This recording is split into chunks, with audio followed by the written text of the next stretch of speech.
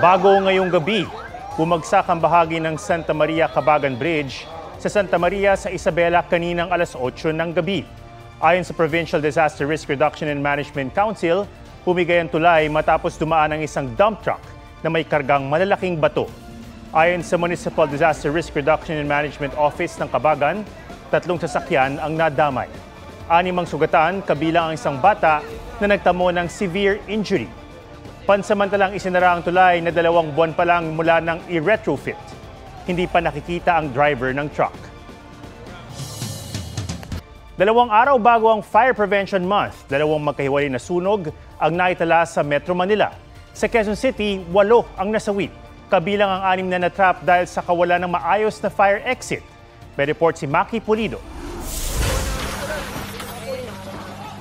Nilamon ng apoy ang paupahang ito sa Barangay San Isidro, Galas, Quezon City, pasado 1:30 ng madaling araw. Para mas maabot ang pinagmulan ng sunog, pumwesto sa bubong ang mga bumbero.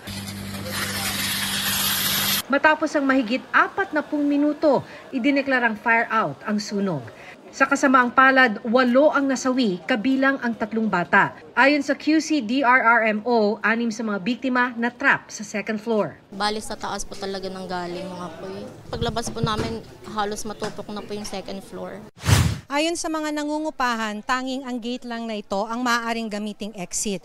Walang ibang exit point dahil kung nakikita nyo naman, lahat ng mga bintana, pati na yung balcony, ay natatakpan ng mga grill. Sabi ng mga bumbero, makakaligtas pa sana ng mga biktima kung hindi raw nakakandado ang grill sa balkonahe. Nakapadlock. So, yung mga responding units natin para makapasok is binolt cutter pa nila.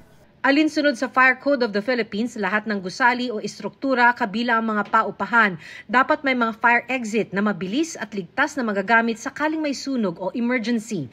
Ang bilang ng fire exit depende sa dami ng mga nakatira roon. Bawal din itong ikandado o lagyan ng harang na magpapahirap sa pagpasok o paglabas. Lumabas din sa investigasyon ng BFP na hinati-hati lang ang bahay para mapaupahan. Ang mga paupahan dapat ding may permit mula sa LGU at na-inspeksyon kung sumusunod sa Fire Code of the Philippines. Ongoing kami ng case build up para makita namin lahat yung mga pwedeng violation na nangyari para managot naman at magkaroon ng hustisya yung mga pamilya na naging biktima. Diyos ko, bumbero, Las Piñas!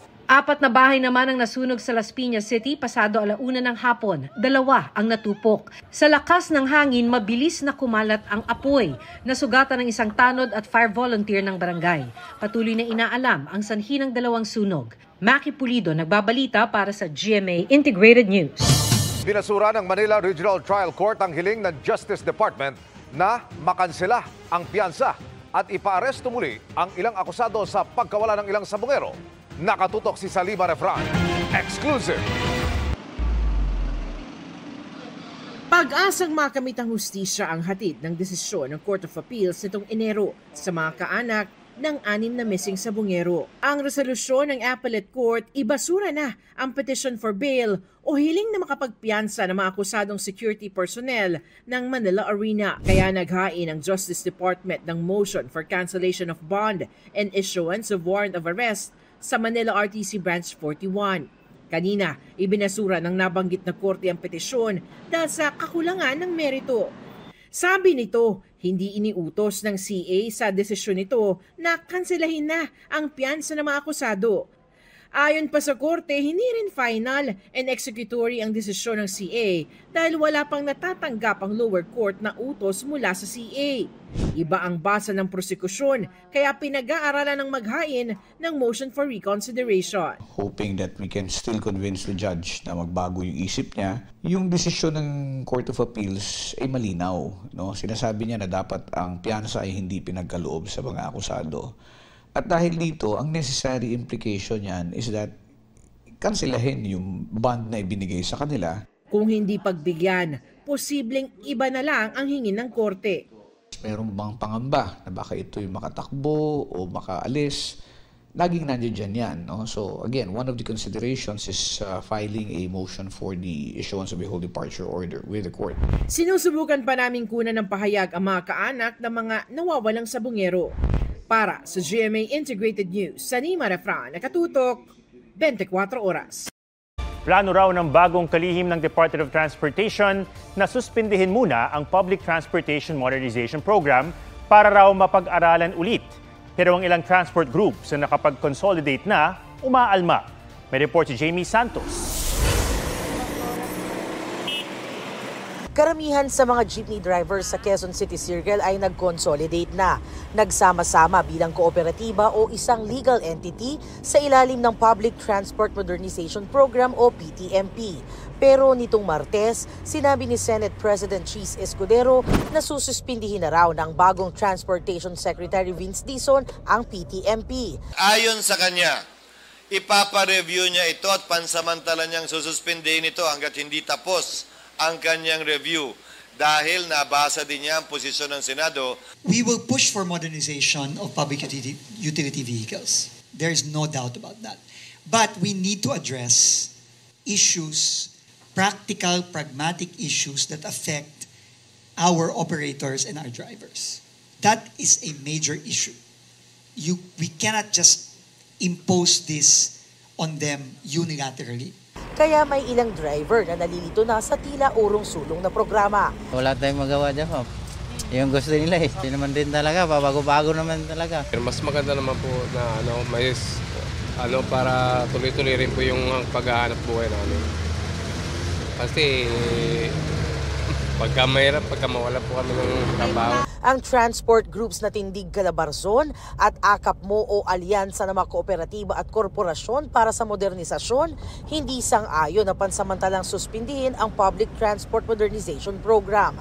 Hindi raw ito perpekto, pero maari naman daw mapag-usapan ang programa nang hindi sinususpindi. Pag-aralan nila na hindi sinususpindi ang programa, pwede naman yun para hindi maantala ang mga programa ng pamahalaan.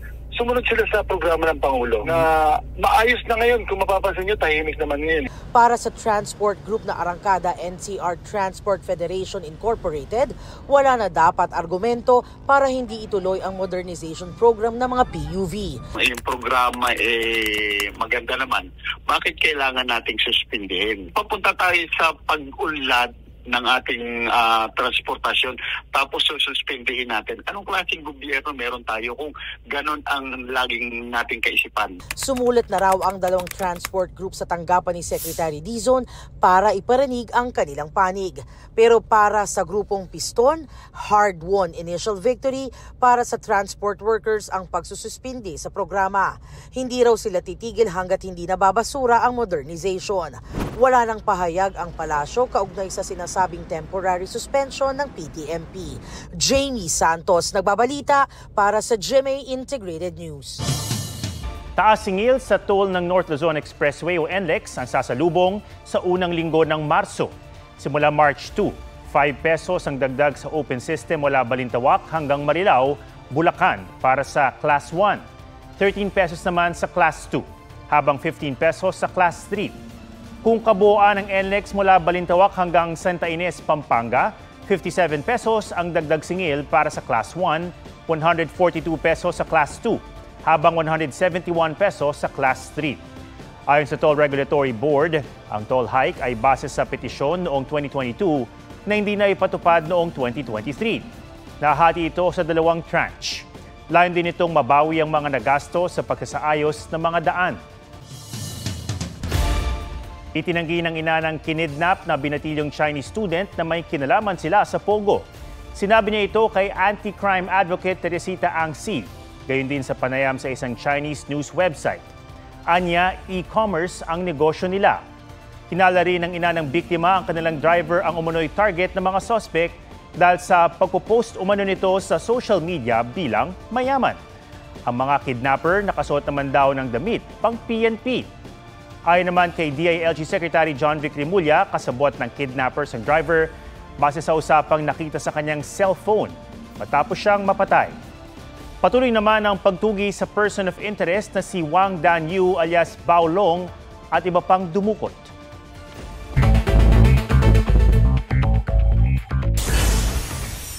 Isa pang aso sa Murcia Negros Occidental na diskubre ring may tama ng improvised pana. Nangihina ang asong si Bulldog na pinana sa kaliwang paa. Naunang naiulat ang kaso ng asong si TikTok na pinana ng 5 beses sa parehong lugar.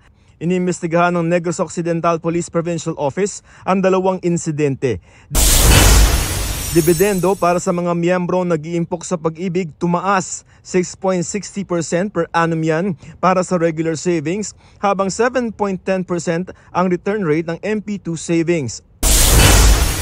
PNP Chief Romel Marbil iginiit na mayroon umunong memo na pumapayag sa pagdaan sa EDSA busway ng mga marked vehicle ng pulisya tuwing may emergency. Pero base sa memo ng Highway Patrol Group, bawal sa busway ang PNP marked vehicle na para sa admin duties tulad ng meeting sa ibang ahensya.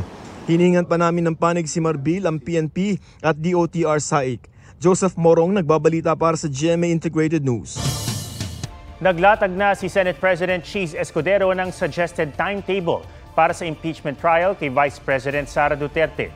Sa June 2, magbabalik sesyon ang Kongreso.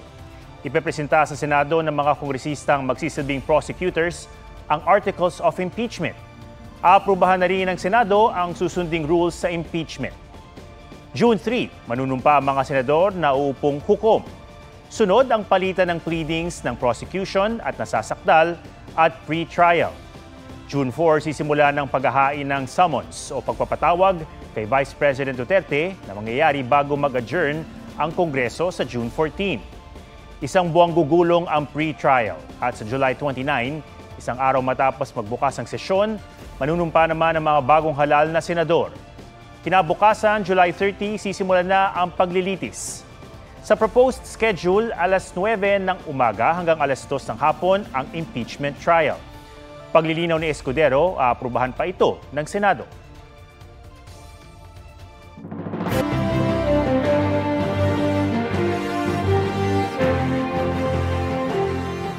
Pitong-apat na araw bago ang eleksyon 2025. Patuloy sa pag-iikot at paglatag ng kanilang mga plataforma ang ilang senatorial candidates.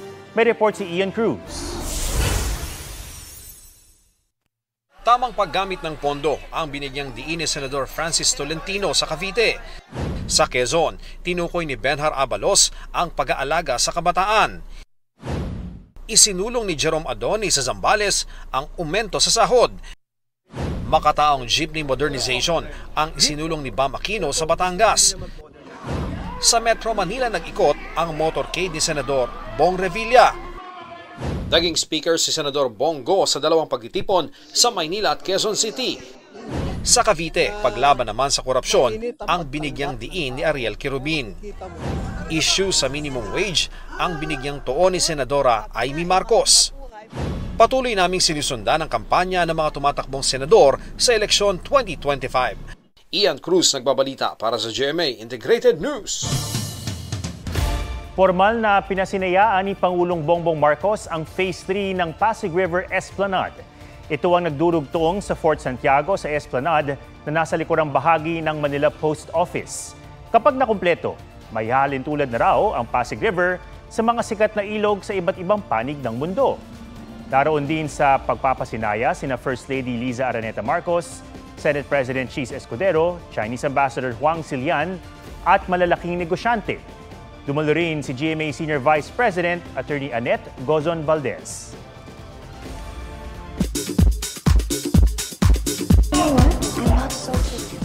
Simula sa Lunes, mapapanood na ang GMA's First View Original Series na Slay, starring Gabby Garcia, Mikey Quintos, Isabel Ortega, and Julian San Jose.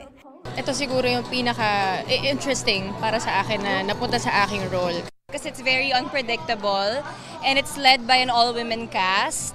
I love na may, we all look seemingly innocent pero may tinatago rin pala kami mga sekreto. And I really wanted to encourage all of us, yung buong cast, na ilabas namin yung best ng isa't isa.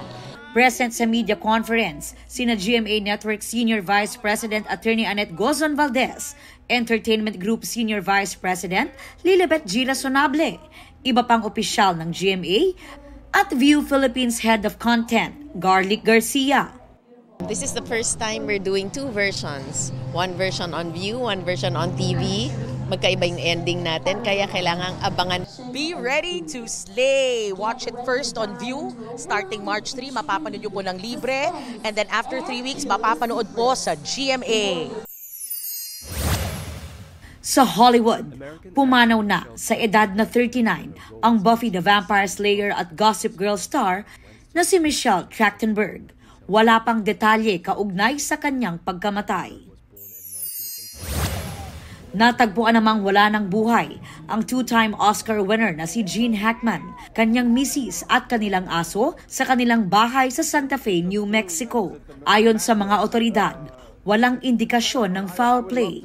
Patuloy pang iniimbestigahan ang kanilang pagkamatay.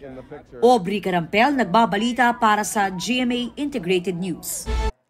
Huwag magpahuli sa mga balitang dapat niyong malaman. Mag-subscribe na sa GMA Integrated News sa YouTube.